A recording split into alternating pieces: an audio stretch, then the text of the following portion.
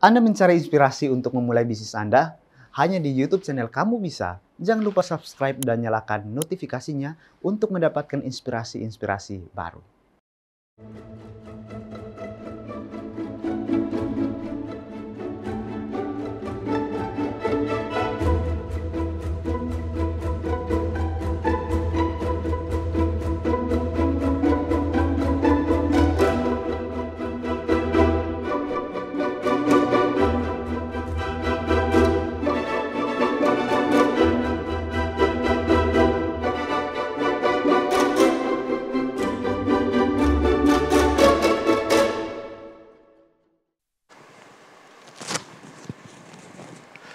Sahabat Hope Channel Indonesia, kita bertemu kembali pada episode ke-103 acara Kamu Bisa, Karya Mulia Bisnis Luar Biasa. Saya Guntur Siboro akan menjadi host Anda pada acara malam ini.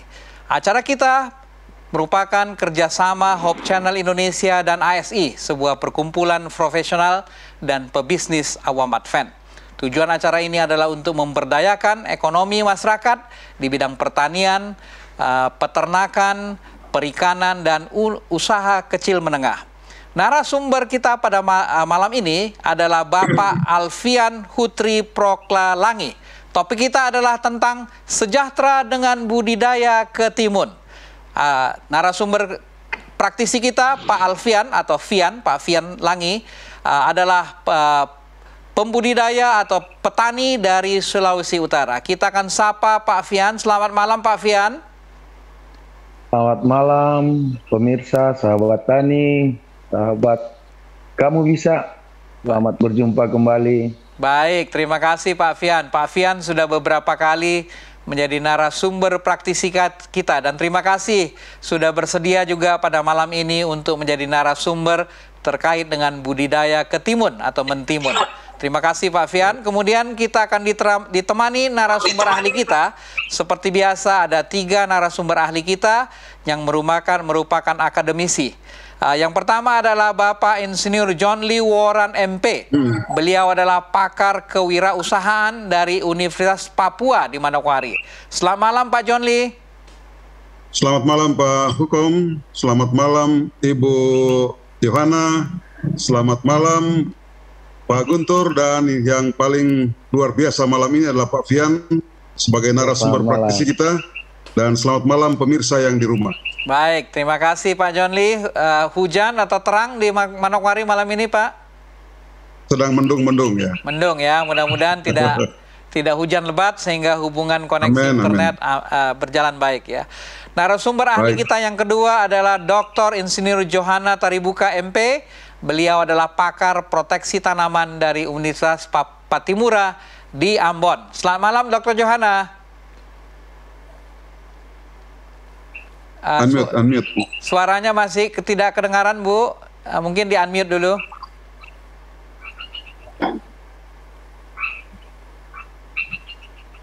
Selamat malam Pak Siboro, Bapak-bapak narasumber ahli, Pak John Lee, Pak Cak, selamat malam. Pak Fian, selamat malam.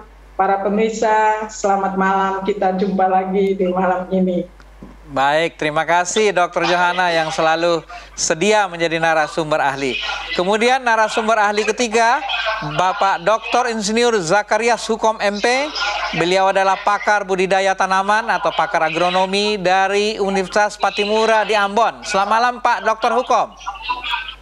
Ya, selamat malam Pak Guntur, selamat malam semua narasumber dan pemirsa di rumah. Baik, terima kasih Pak Dr. Hukom ya.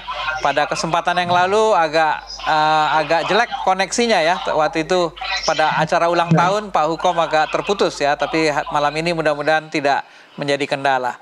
Baik, sebelum kita berbincang-bincang dengan para narasumber praktisi dan narasumber ahli kita lihat dulu video aktivitas dari Pak Fian Langi dari Sulawesi Utara.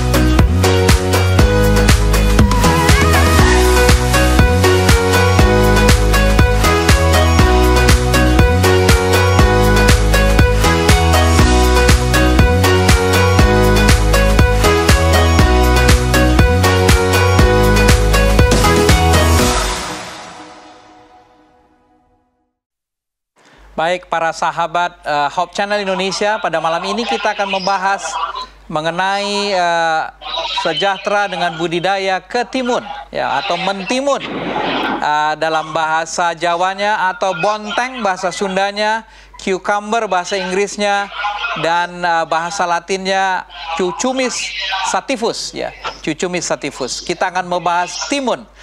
Mungkin sebelum kita membahas dengan Pak Fian, mungkin saya ingin tanya dulu Pak Dr. Hukom, ya. Ini timun ini famili apa ini Pak Dr. Hukom?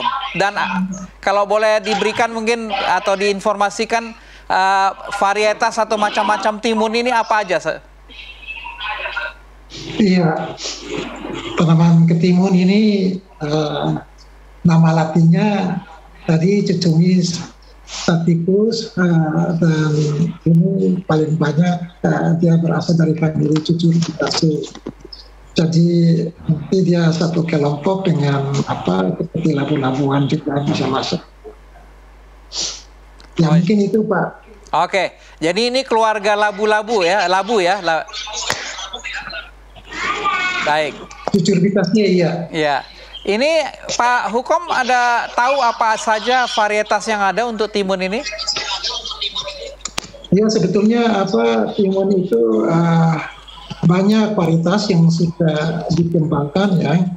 Jadi pada prinsipnya ada berdasarkan kulit buah itu ada dua tipe, ada yang berbintil kulitnya dan ada yang mulus. Nah, memang tergantung dari selera konsumen dan juga tergantung dari tindakan budidaya dari petani, bagaimana dia membaca pasar yang paling baik bagi varietas apa untuk dia usahakan. Ya, seperti itu Pak. Baik. Kalau Pak Fian ini varietas apa yang ditanam ini Pak Fian? Oke, untuk kita yang kita tanam adalah varietas hibrida. Jadi ini produk dari Panamera. Ini varietas Satavi F1. Baik. Ini sudah berapa lama Pak Fian budidaya ketimun atau mentimun ini? Jadi untuk ketimun atau mentimun ini kita di daerah kita ini tanaman ini adalah tanaman yang sudah familiar, jadi sudah cukup lama dibudidayakan di daerah kita. Ya, memang ini ketimun ini karena punya prospek yang bagus, karena usia panen itu termasuk sangat singkat. Maka sekarang banyak petani yang suka untuk membudidayakan ketimun ini. Iya. Berapa lama bisa dipanen Pak Fian ya? Oke, jadi sekarang seperti yang Pak Hukom katakan tadi, banyak varietas yang dikeluarkan dan tergantung apa yang kita mau tanam. Tapi untuk di daerah kita atau setiap petani pasti dia ingin mendapatkan hasil yang maksimal melalui varietas atau bibit yang akan ditanam. Dan untuk varietas yang kami tanam itu seperti yang sudah ditunjukkan di video itu, untuk masa panen, jadi dia cuma 35 sampai 40 hari sesudah tanam. 35-40 hari sesudah tanam, ketimun sudah bisa dipanen. 1,5 bulan cuma ya Pak Fian ya? Iya, betul. Baik. Ini kebutuhan atau kebutuhan pasar seperti apa Pak? Contohnya mungkin di Sulawesi Utara. Jadi untuk di daerah kita, contoh di Manado, di Sulawesi Utara, bahwa ketimun ini sudah menjadi satu kebutuhan yang termasuk kebutuhan yang dibutuhkan, karena ketika usaha-usaha kuliner sekarang berkembang, ketika pandemi sepertinya sudah selesai makanya usaha-usaha rumah makan, pasar-pasar juga tradisional, dan di mana-mana orang ketika mau makan pasti ada ketimun. Nah, jadi itu saya bilang bahwa budidaya ketimun ini punya prospek yang bagus untuk contohnya di daerah kita. Karena untuk di daerah kita saja memang untuk kebutuhan lokal itu lumayan banyak yang dibutuhkan. Karena setiap hari pasti ketimun itu dibutuhkan. Iya. Jadi nggak ada musimnya ya Pak Fian ya? Kebutuhan ini kebutuhan yang sepanjang tahun ada ya? Ada. Baik. Menurut berbagai literatur, ini kan bisa dipakai untuk jadi konsumsi, lalapan, acar ya. Namun juga bisa dipakai untuk industri kosmetik, farmasi ya. Yeah. Mungkin ada gambaran sedikit dari Pak John Lee ya. Kira-kira prospek bidang usaha ini seperti apa perkembangannya? Baik, sebetulnya timun ini sama dengan komoditas pangan yang lain. Jadi tidak pernah alpa ada di atas meja makan. Jadi tadi sudah disebut-sebut untuk acar saja, untuk sayur campur, untuk gado-gado, untuk rujak, dan kadang-kadang disajikan di hotel berpasangan dengan beberapa jenis buah. Jadi sebetulnya dia tidak merupakan komoditas yang langka, tapi ini sudah menjadi komoditas wajib yang sangat dibutuhkan oleh semua lapisan konsumen, dan tidak ada kendala untuk mengkonsumsi timun ini. Yang menjadi persoalan adalah kadang-kadang ketika dibutuhkan oleh para konsumen, stoknya tidak tersedia. Nah, ini yang harus dibaca oleh para pelaku usaha agar kalau bisa ini harus dibudidaya secara teratur, secara rutin, walaupun tidak dalam jumlah banyak, tetapi kontinu. Sehingga rumah-rumah makan, hotel-hotel, dan bahkan acara-acara pesta itu ketika dibutuhkan selalu tersedia. Nah, ini penting. Kemudian yang kedua, kita juga harus bisa melihat peluang pasar di luar di luar kota, di luar Manado misalnya di antar pulau kan.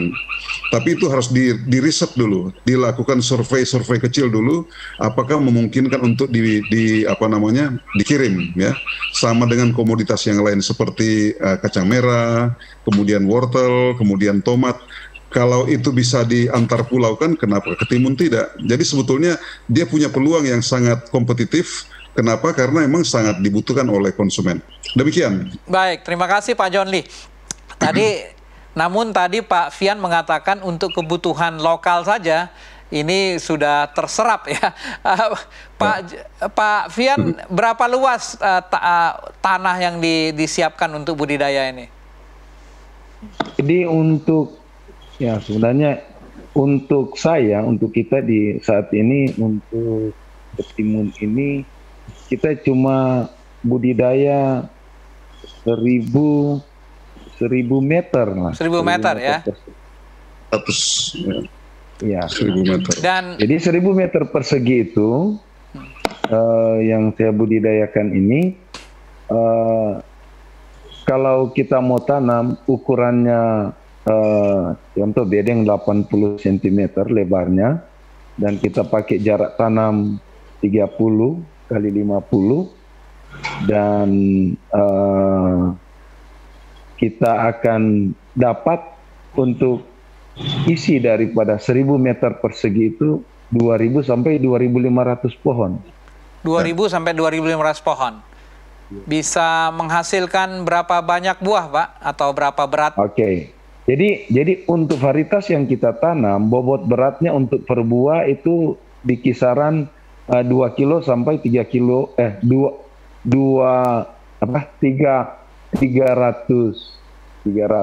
gram sampai 450 gram, bahkan ada yang setengah kilo 500 gram. Nah, untuk per pohon, karena kita budidaya, jadi satu lubang kita tanam 2 pohon. Nah, biasa satu pohon itu kita bisa dapat menghasilkan 5 sampai 7 kilo. 5 sampai 7 kilo. Jadi kalau 2.000 pohon kira-kira 10 ton ya, 10 sampai 14 ton. Begitu Pak Fian? Begitu. Seperti jadi, itu. Sekali panen 10 sampai 14 ton. Kalau sekali panen itu tergantung karena kan itu dia punya punya waktu panen. Kalau untuk ketimun ketika kita panen pertama, maka 5 sampai 7 hari kita akan panen. Baik. Karena timun tidak bisa dipanen sekaligus. Dia harus setengah matang, tidak boleh matang. Iya, iya. Jadi kalau boleh dibeberkan sedikit rahasianya, Pak. Ini marginnya kira-kira berapa persen ya, Pak? Oke, jadi saya ingin mau menjelaskan prospek untuk budidaya ketimun ini bagi para saudara kita, para petani yang ingin membudidayakan ini ketimun. Ini ketimun adalah tanaman yang sangat gampang sebenarnya untuk dirawat, punya prospek yang baik dengan umur panen yang pendek dan biaya untuk perawatan tidak mahal, apalagi ketika kita bisa menggunakan lahan hasil. Contoh kita selesai panen cabai, panen tomat yang punya ajir, punya patok, yang punya yang kita gunakan nanti ketika boleh kita tanam ketimun. Nah, jadi ketika kita tinggal melanjutkan silat tanpa olah tanah, sistem TOT itu, maka untuk biaya mulai dari biaya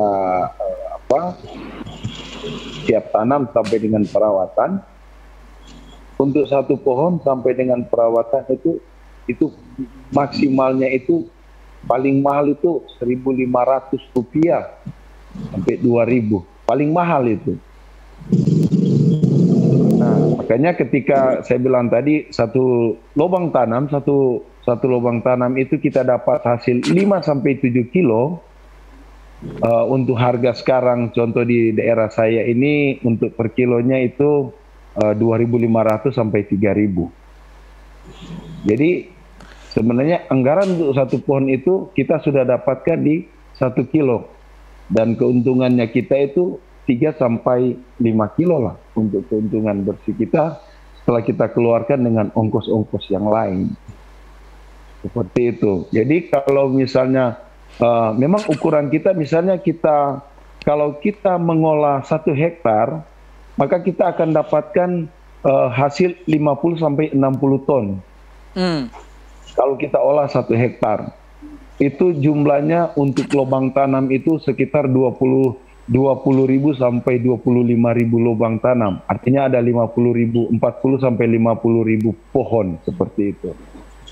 Tinggal kita kalikan, kalau kita dapat saja 50 ton untuk 1 hektar, kita kalikan 3.000, kita ada 150 juta dalam waktu tidak sampai 2 bulan. Kalaupun biaya yang kita potong dari 150 juta itu paling 5 sampai 10% biaya itu yang kita keluarkan. Baik. Nah itu. Jadi kalau boleh dikatakan sampai kira-kira 80% margin, begitu Pak Fian ya? Iya, seperti itu ya, seperti itu. Mungkin Pak John Lee bisa mengomentari ini, kalau 80% margin ini luar biasa nggak Pak John Lee?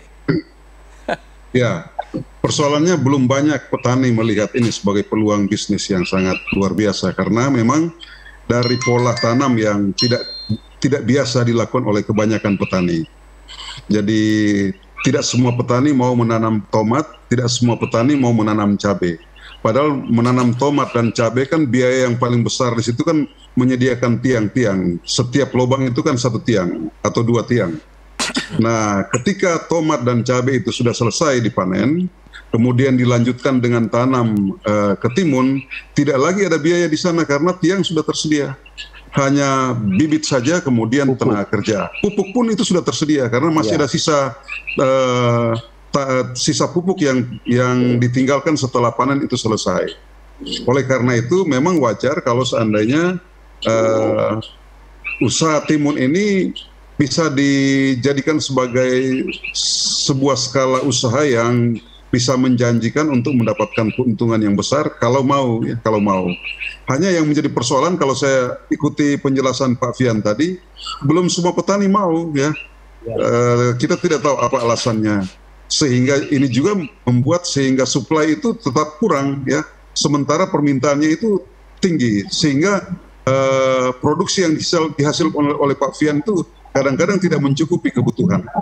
Oleh karena itu pada malam ini barangkali informasi yang sangat luar biasa ini harus bisa dijemput, harus bisa ditangkap oleh para pelaku usaha, sehingga kebutuhan pasar akan terpenuhi, kemudian keuntungan akan bisa diraih. Dalam tempo 2 bulan kita dapatkan 100 juta itu kan tidak mudah, ya, tidak mudah dilakukan oleh petani yang belum pernah mencoba. Tetapi kalau seperti Pak Fian ini sudah hal yang biasa, ya, sudah hal yang biasa.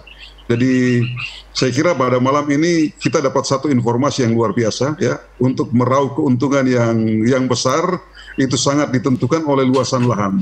Makin luas lahan, makin banyak lubang yang ditanam, makin banyak tiang yang dipasang, makin besar keuntungan. Demikian. Baik, terima kasih Pak John Lee atas komentarnya. Jadi satu hal tadi yang cukup penting yang diangkat oleh Pak Fian dan ditambahkan oleh Pak John Lee adalah sistem budidaya atau menanamnya yang bergantian dengan tomat dan cabai, ya.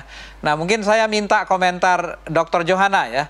Apakah pergantian dari tomat, cabai, kemudian timun ini dari sisi hama dan penyakit oke atau cocok nggak? Mungkin boleh dapat komentarnya Dr. Johana. Makasih Pak Siboro.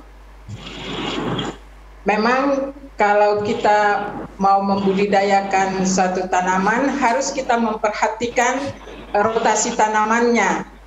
Kalau dari segi hama dan penyakit, kalau kita rotasi tanaman itu dengan sejenis atau serumah, seperti kalau terong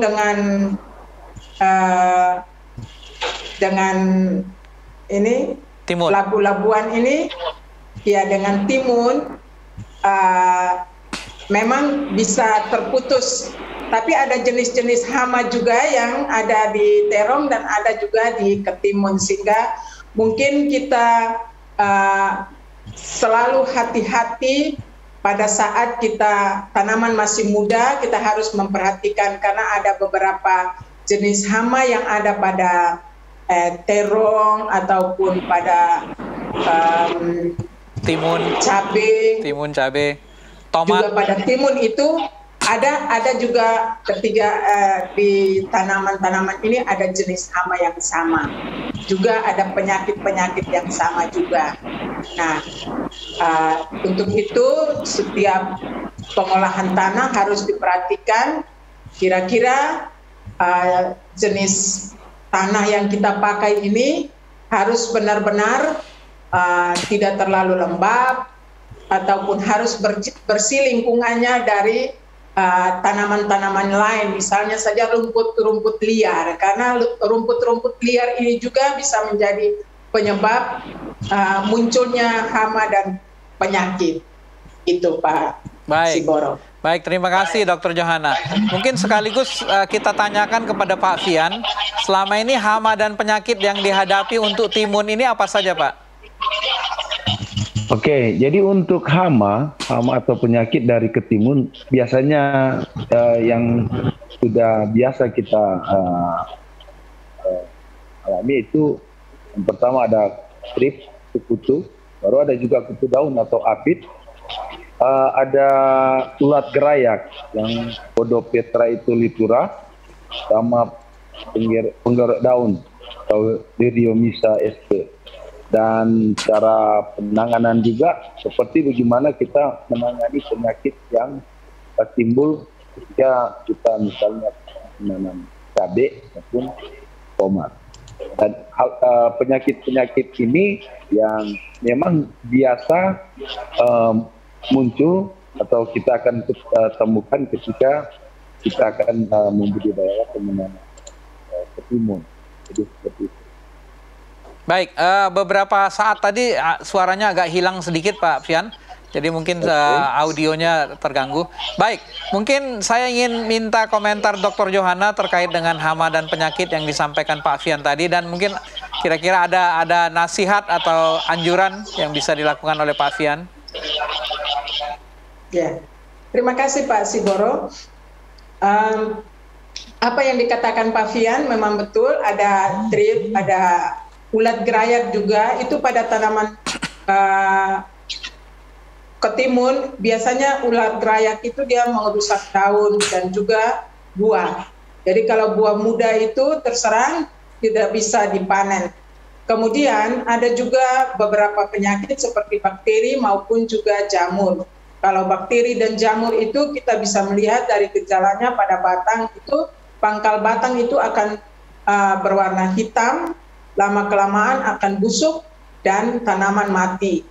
Nah, untuk mencegah hama, yang pertama baik saya tidak menganjurkan untuk Pavian menggunakan pestisida. Secara umum pestisida baik fungisida, insektisida, menggunakan yang sintetik. Saya mengharapkan jaga kebersihan kebun, kemudian menggunakan saja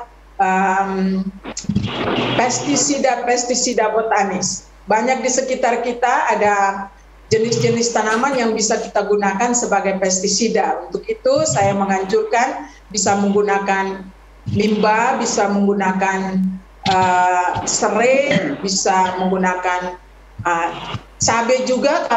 Kalau cabainya banyak bisa digunakan di beberapa cara. Nanti kita akan share di grup untuk cara penggunaannya. Karena waktu terbatas, saya hanya menyarankan jangan menggunakan pestisida sintetik. Karena dengan pestisida sintetik, tanah-tanah lama-kelamaan akan menjadi keras. Kemudian yang pertama juga timun, kemudian jenis-jenis sayuran itu kita konsumsi secara langsung.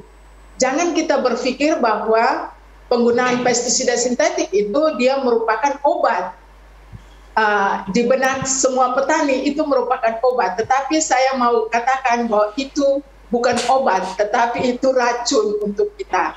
Lama-kelamaan pestisida yang kita konsumsi secara tidak langsung akan menumpuk di dalam tubuh kita karena residunya itu masih tertinggal di dalam tanaman, di dalam bagian tanaman yang akan kita konsumsi, dan lama-lama itu menjadi kanker. Penyakit di dalam tubuh kita, terutama kanker. Nah, untuk itu saya sarankan Pavian boleh menggunakan jenis-jenis tanaman di seputaran Pavian untuk menyemprot hama maupun penyakit, terutama hama. Kemudian seputaran kebun diharapkan bersih, sehingga tidak merupakan sumber bagi hama hidup di seputaran kebun. Dan bila dia tidak mendapatkan makanan, dia akan mencari makan di kebun Bapak. Kemudian menggunakan juga kembang-kembang yang punya warna menyolok. Istilahnya itu tanaman refugia. Jadi bisa tanam kembang sepatu, bisa berjenis-jenis tanaman refugia. Ada biasanya itu kembang kancing yang warna-warnanya itu kuning, merah, itu biasanya menarik hama. Jadi kalau hamanya mau ke kebun Bapak itu harus ditanam di luar tanaman. Jadi dia menjadi pagar. Jadi sebelum hama itu datang ke tanaman Bapak, dia datang untuk mengambil madu di kembang-kembang tersebut. Saya kira itu dari saya dulu, Pak Siboro. Mungkin kalau nanti ada untuk didiskusikan lagi, saya bersedia. Baik, terima kasih Dr. Johanna. Jadi saya kira saran yang sangat baik, khususnya untuk timun ya. Karena timun ini dikonsumsi langsung segar ya. Jadi kalau ada racunnya atau hal-hal yang bisa mengganggu, maka akan menjadi agak sulit. Baik, sahabat Hope Channel Indonesia, jika Anda memiliki pertanyaan, silakan disampaikan melalui call center Hope Channel atau melalui chat di YouTube Live, YouTube atau Facebook Live. Sebelum kita akan lanjutkan, kita akan lihat dulu yang satu ini.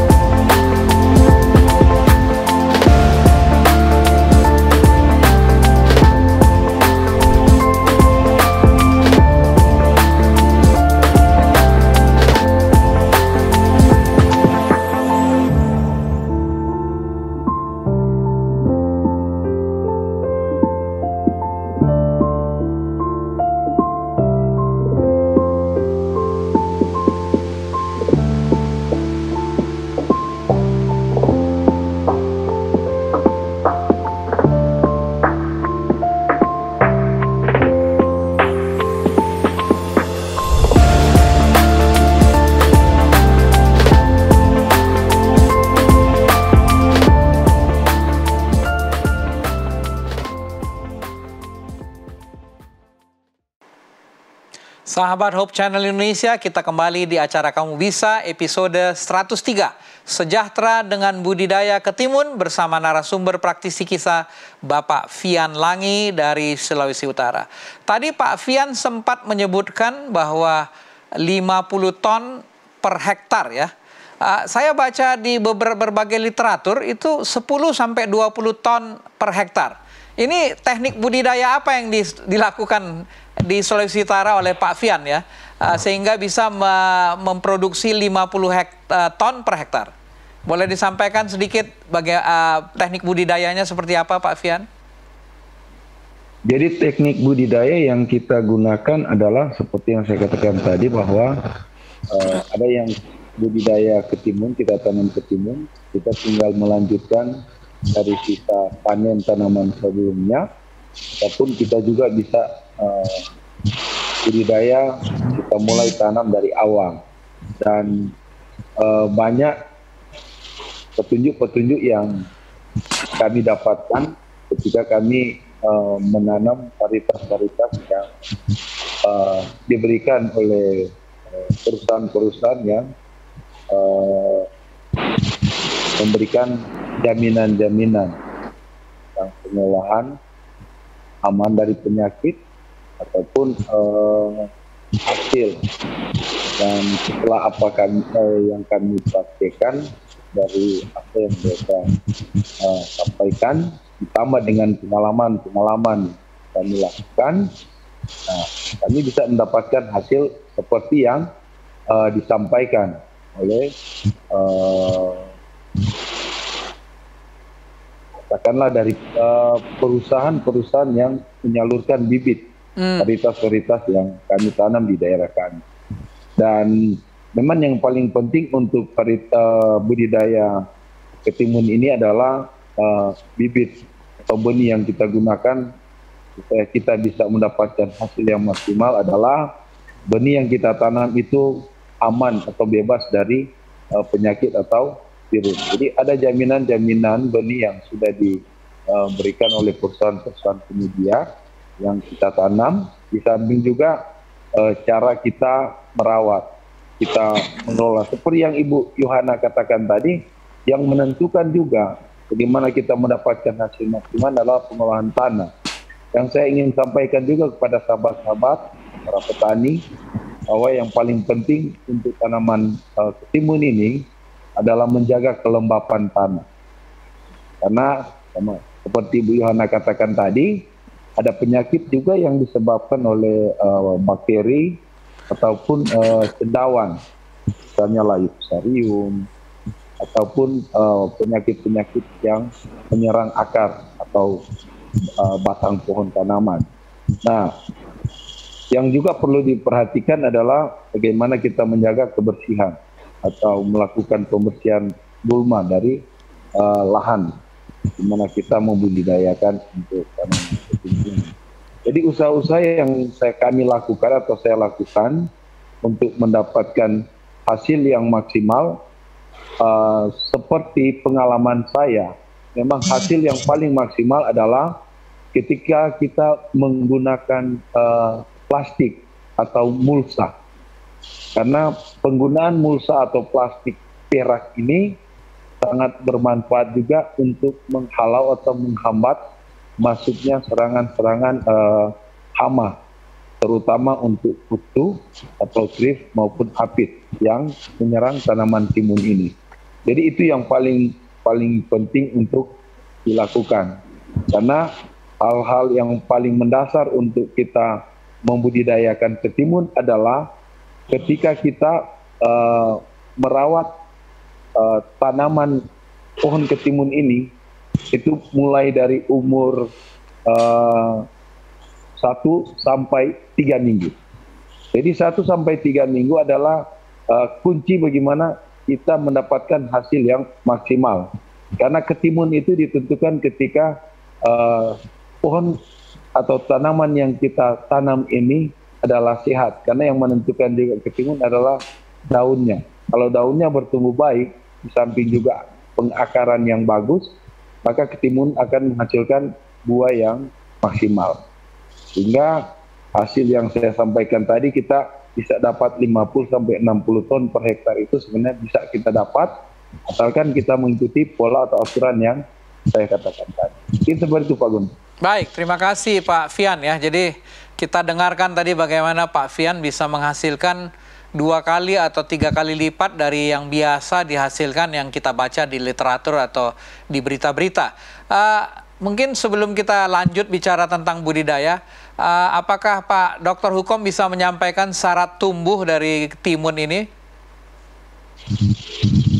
Iya, baik Pak Siboro, terima kasih. Jadi seperti yang sudah dijelaskan oleh Pak Fian maupun pengantar dari Pak Siboro, bahwa tanaman ketimun ini punya daya adaptasi luas dan bisa dibudidayakan dari dataran rendah sampai dengan dataran menengah dengan ketinggian 800 meter dari permukaan laut. Namun yang paling optimal untuk mencapai hasil yang baik, ketinggian optimal untuk produktivitas maupun kualitas itu berkisar antara ketinggian 400 meter dari permukaan laut, dan jenis tanah yang dikehendaki oleh pertumbuhan perkembangan sampai dengan terbentuknya buah, pembesaran buah, ini menghendaki memang jenis-jenis tanah yang memang bertekstur liat yang agak rendah, sehingga struktur tanah itu bisa gembur dan bisa menciptakan kondisi aerasi tanah yang baik bagi pertumbuhan akar dan penyerapan nutrisi dari dalam tanah. Dan rata-rata pH yang dikehendaki itu adalah 5,5 sampai dengan 7,0. Jadi berkisar antara pH yang netral, yang memang harus tersedia kondisi reaksi kimia tanah ini bagi semua tanaman untuk bisa berproduksi secara baik. Dan kalau memang untuk tanah-tanah yang agak sedikit asam atau alkalis, nah ini bisa dinetralisir dengan banyak sekali sudah produk-produk yang dibuat tersedia di toko-toko pertanian seperti dolomit, juga ada zeolit untuk peningkatan pH dari asam menjadi netral, dan juga bisa menggunakan senyawa-senyawa yang mengandung belerang untuk menetralkan pH yang agak alkalis, untuk bisa netral. Nah, saya pikir untuk Pak Fian dengan teknik budidaya yang memang bisa mencapai hasil yang sangat tinggi sekali, mungkin saja pengaruh dari tanah yang digarap atau digunakan Pak Fian masih berada pada kondisi pH tanah yang memang netral, sehingga semua hara itu tersedia secara baik dan pertumbuhan tanaman itu juga bertumbuh secara baik, dan ini memang sangat penting sekali berkontribusi terhadap perangsangan bunga maupun pembentukan buah dengan ukuran panjang yang normal, maksimal, diameternya yang baik, sehingga produksinya meningkat. Nah, salah satu hal yang sangat penting di dalam persyaratan pertumbuhan ini, bagaimana faktor-faktor tumbuh ini dia bisa berkontribusi terhadap terbentuknya rasio seks dari bunga.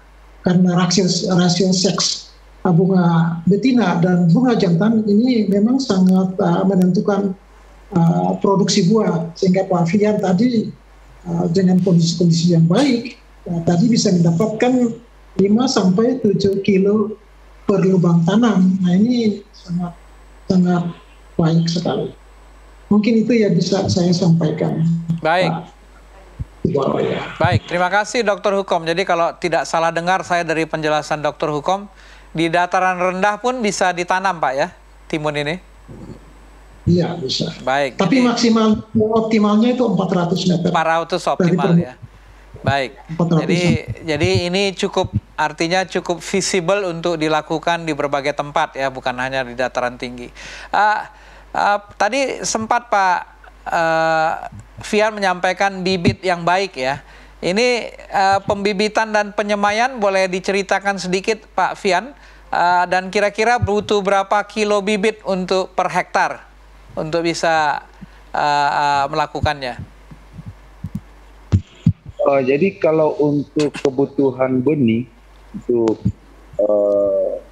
budidaya ketimun, jadi untuk kita, jadi kita cuma perbandingan saja, kita menggunakan bibit yang saya katakan tadi dari Panamera, itu ada benih yang per kemasan 800 biji itu kurang lebih. Nah, kalau kita gunakan yang bibit seperti ini, maka untuk 1 hektar itu kita akan pakai 30, paling kurang 30 kemasan yang isinya 800 butir bibit. Nah, karena untuk 1 lubang kita tanam 2, dengan perhitungan pasti ketika tanam tidak akan semua benih itu bertumbuh secara 100% normal pertumbuhannya. Pasti akan ada benih-benih yang gagal tumbuh. Nah, ketika tanam 1 lubang tanam kita taruh 2, jadi untuk benih kita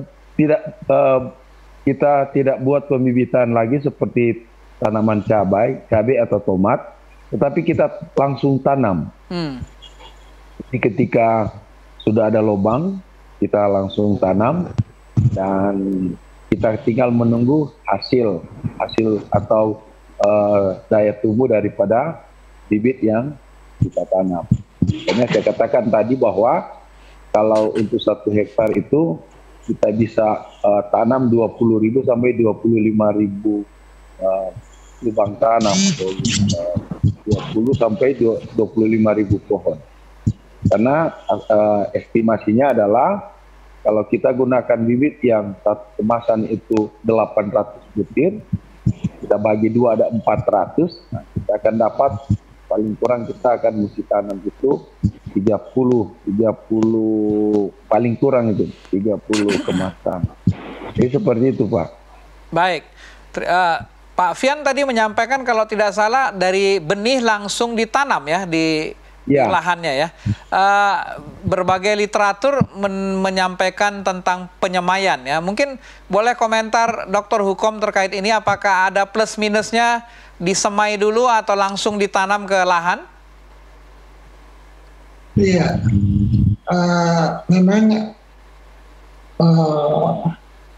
sebetulnya secara fisiologi dan anatomi tanaman ketimun sebetulnya dari sistem perakaran sebaiknya dia ditanam langsung di lapangan tanpa melalui proses semai. Tapi ini tergantung. Kenapa? Karena tanaman ketimun memiliki perakaran yang lambat mengalami proses penyembuhan atau sublimisasi, sehingga ketika atau pengkalusan, istilahnya pengkalusan, sehingga ketika pada waktu mau transplanting ke lapangan, proses pencabutan bibit, nah itu yang bermasalah.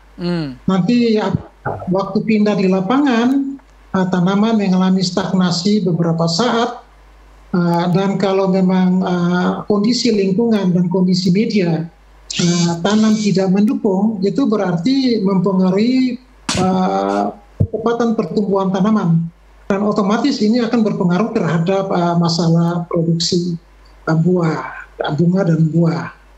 Namun sudah ada teknik-teknik yang terbaik dengan melalui cara pembibitan dan cara tanam yang tepat sehingga tidak merusak perakaran, yaitu dengan proses semai pada kantong-kantong plastik dan cuma waktu ditransplanting sesuai dengan umur tanaman dengan ketinggian dan jumlah daun yang memadai untuk proses nanti aklimatisasi di lapangan, itu bisa tanaman tumbuh lebih bagus dan kelihatannya kalau dipelihara dengan baik bagus juga, karena standarnya adalah kalau pertumbuhan awal subur bagus, berarti akan memberikan produksi yang tinggi.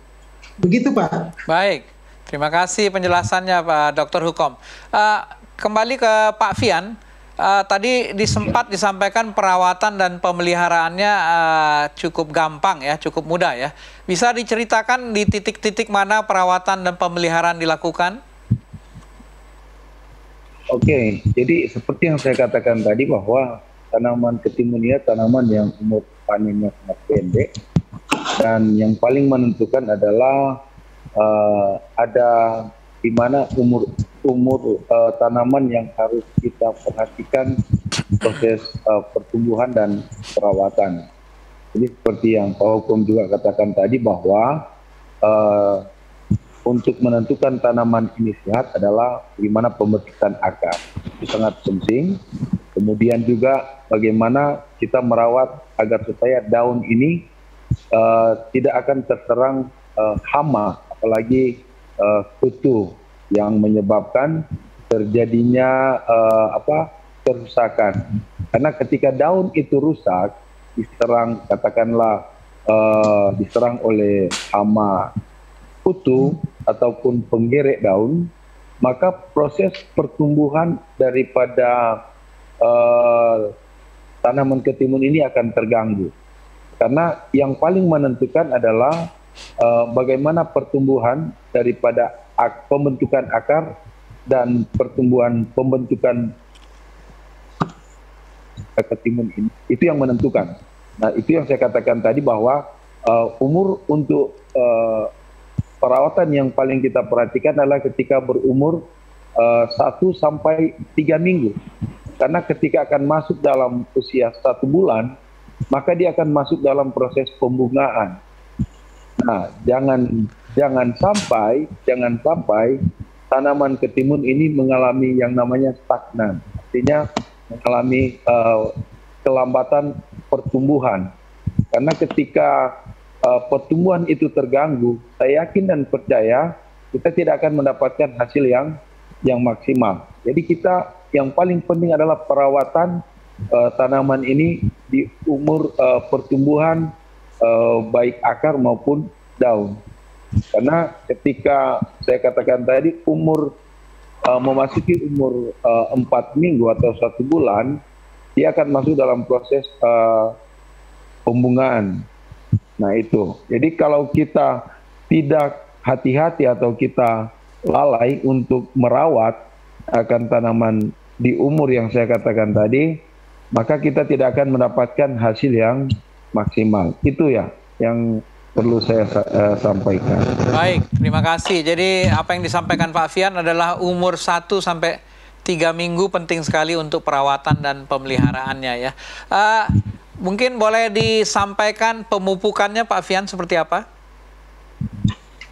Jadi untuk pemupukan itu makanya tergantung seperti yang sudah dikatakan tadi. Kalau kita tinggal melanjutkan dari sisa hasil panen tanaman sebelumnya, maka sebenarnya di dalam tanah itu masih tersedia sisa-sisa makanan, sisa pupuk yang kita berikan ketika kita merawat tanaman sebelumnya. Nah, makanya yang paling penting juga adalah ketika dia memasuki umur 1 minggu sampai dengan 2 atau 3 minggu lah. Yang paling kita butuhkan adalah konsentrasi bagaimana kita pembentukan akar, pembentukan daun yang bagus, agar supaya pertumbuhannya itu baik. Nah, untuk pemupukan itu tergantung, karena sekarang banyak sekali pupuk-pupuk yang tersedia, baik organik maupun anorganik yang digunakan. Memang untuk kami saat ini, memang kami ada percobaan yang kami gunakan untuk budidaya ketimun ini menggunakan pupuk organik. Dengan basisnya kita gunakan penghalang hama melalui tanaman jagung. Jadi di pinggiran tanaman ketimun kita tanam jagung dengan harapan itu menjadi pagar mencegah masuknya hama, dan kita gunakan pupuk organik. Ini masih kita coba bagaimana hasilnya, tetapi yang kami sudah lakukan selama ini adalah kami menggunakan pupuk-pupuk anorganik yang tersedia, baik cara pemupukannya ditabur maupun dikocor. Tetapi sesuai dengan pengalaman kami, yang paling bagus untuk pemupukan ketika menggunakan pupuk anorganik adalah pengkocoran. Jadi karena ketimun ini adalah tanaman yang umurnya pendek, maka daya serap tanaman terhadap pupuk yang paling bagus adalah melalui dikocor. Jadi seperti itu, Pak. Baik, ini pemaparan yang sangat menarik apa yang disampaikan Pak Fian ya, apalagi beberapa kali kita membahas mengenai pertanian organik. Mungkin saya undang komentar dari Dr. Johana maupun Dr. Hukom ya. Mungkin dari Dr. Johana dulu. Tadi ada yang menarik yang disampaikan Pak Fian, menanam jagung di sekelilingnya untuk bisa mengelola hama ya. Boleh diberikan komentar ataupun masukan Dr. Johana terkait hal ini? Masih unmute, masih mute Dr. Johana. Kasih Pak Siboro, maaf. Saya pilek jadi daripada mengganggu Pak. Terima kasih Pak. Memang betul ada beberapa tanaman yang kita bisa jadi barrier untuk masuknya hama ke tanaman budidaya kita. Tetapi itu hal penting juga.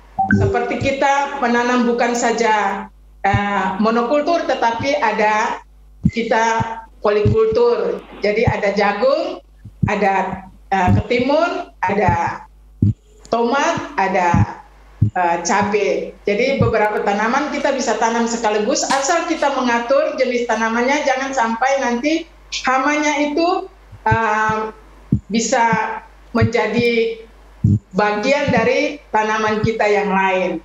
Jadi kita harus memilih yang tepat.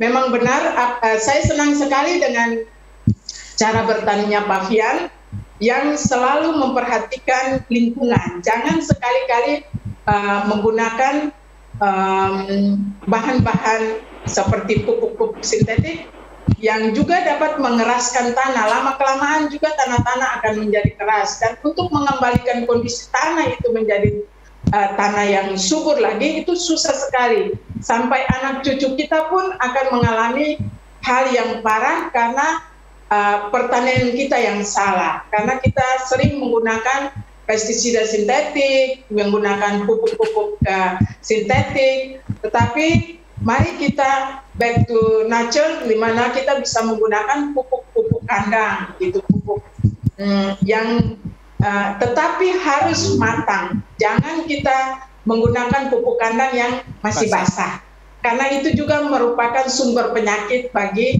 tanaman budidaya kita. Kemudian yang tadi saya katakan, bisa kita menggunakan barrier itu dari tanaman kembang refugia itu.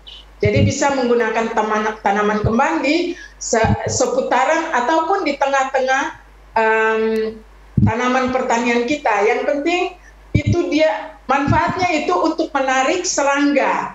Jadi kita menanam kembang-kembang pada seputaran tanaman kita yang menarik serangga itu untuk datang di kembang-kembang itu pada saat dia berbunga. Apalagi yang berwarna kuning, merah, orange, itu sangat menarik bagi serangga. Nah itu saran saya. Terima kasih Pak Siboro, untuk Pak Fian, terima kasih untuk memperhatikan selalu pertanian organik. Baik, terima kasih komentarnya Dr. Johana. Mungkin dari Dr. Hukom terkait dengan teknik memupuk dengan kocor tadi ya. Ada komentar Dr. Hukom? Ya, terima kasih Pak Siboro. Jadi apa yang sudah dikemukakan oleh Pak Fian tadi, ya memang betul sekali. karena umur dari tanaman ketimun ini sangat pendek, sehingga dia paling baiknya diberikan makanan atau nutrisi itu dalam bentuk cair atau kocok.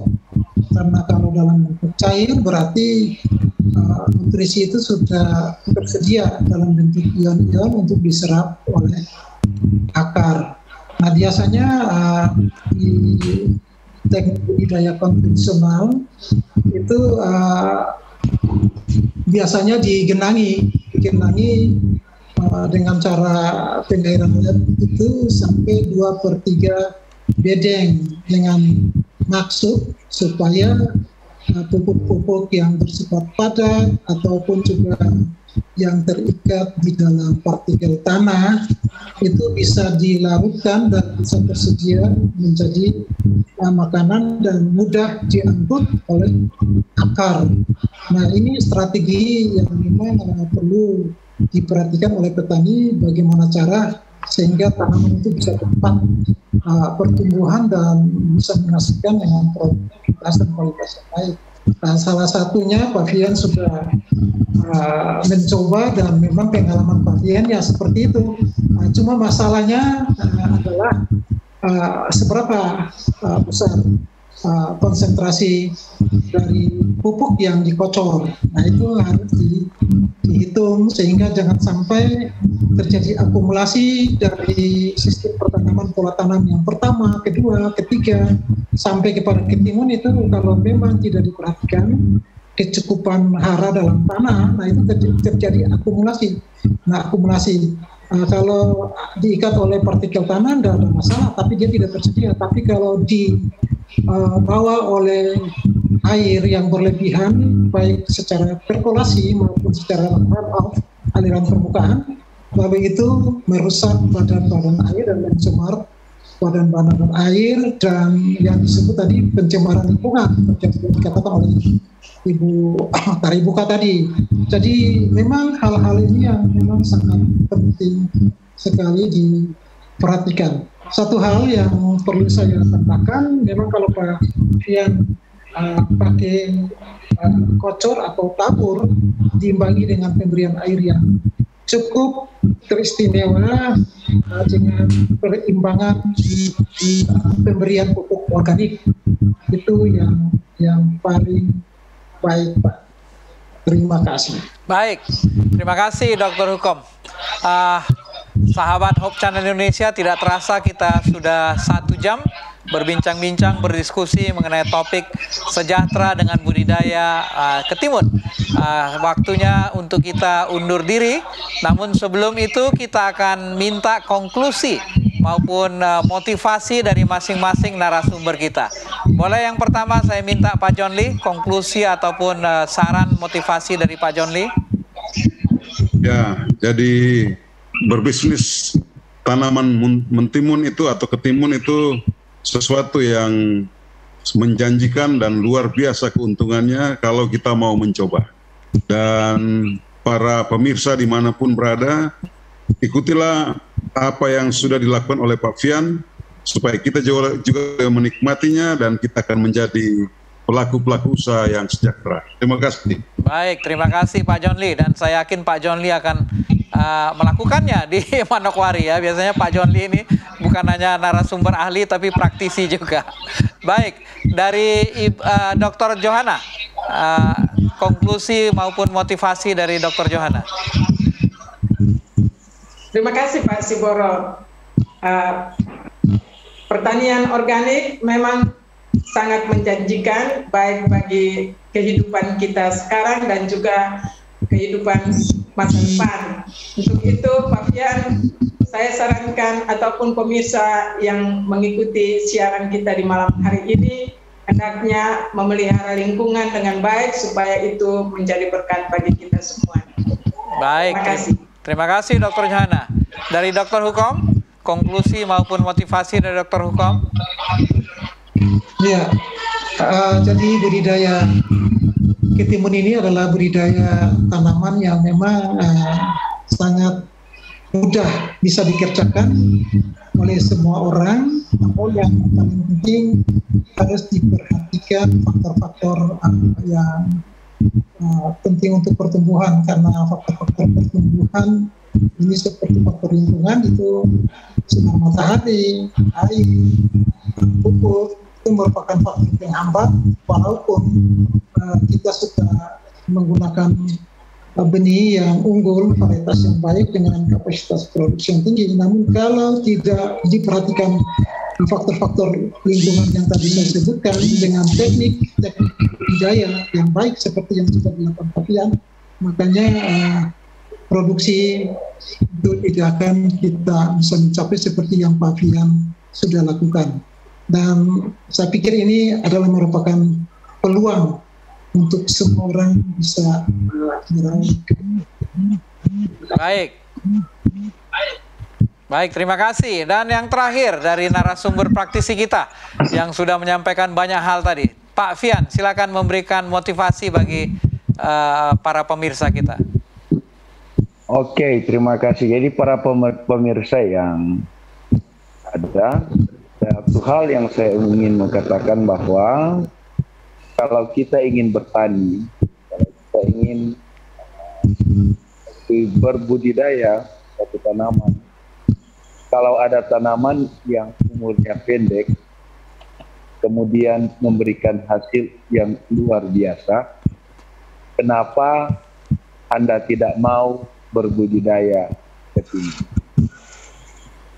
Baik, terima kasih. Pendek, tegas, namun sangat memotivasi. Terima kasih. Sekali lagi, sahabat Hope Channel Indonesia, kita akan bertemu pada kesempatan yang lain. Pada malam ini kita sudah mendapatkan pencerahan yang luar biasa dari narasumber kita. Terima kasih Pak Fian Langi, terima kasih Pak John Lee, terima kasih Dr. Johana, dan terima kasih Dr. Hukom. Sampai bertemu di acara Kamu Bisa episode selanjutnya.